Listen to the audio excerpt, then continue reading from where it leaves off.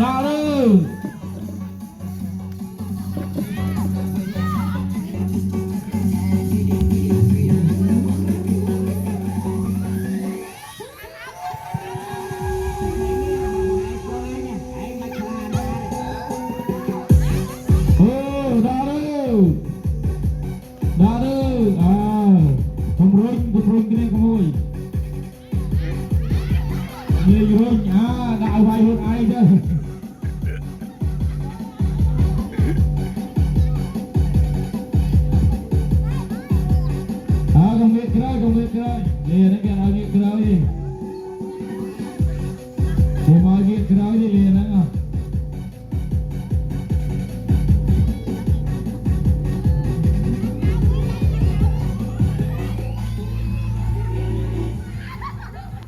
Đã đi, rồi đã đi.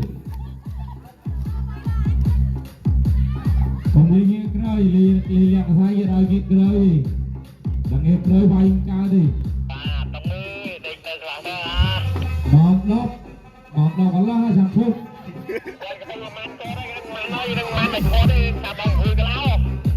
Một lốp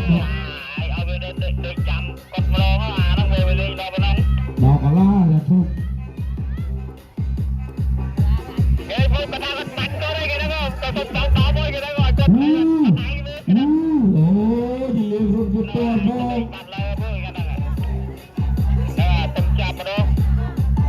Tuan bông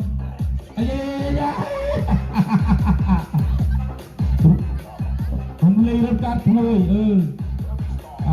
không biết cười ta biết cười và đi đi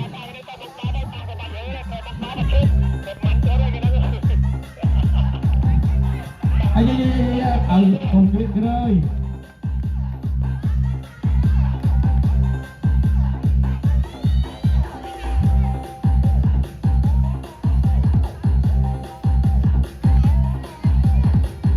Lili ke bahat tapu banyak belum naik oh.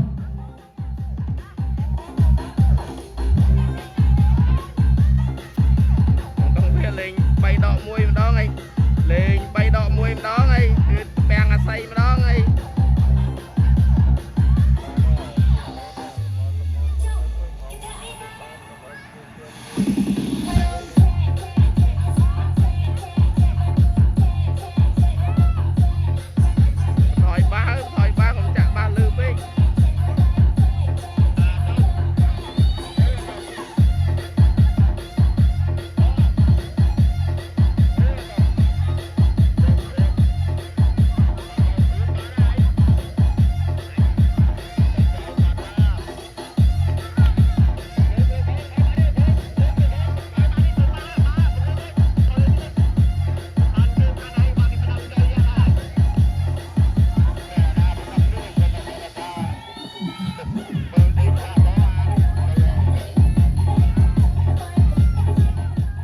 Không nghe cười bay tuột đi Lili cười chứ đã đi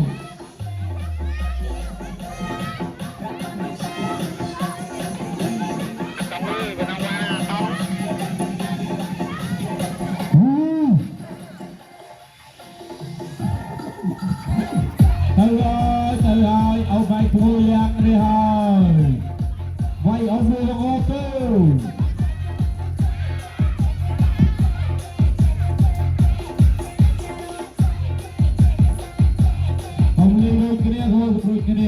Rồi rút tăng tao na không rút kia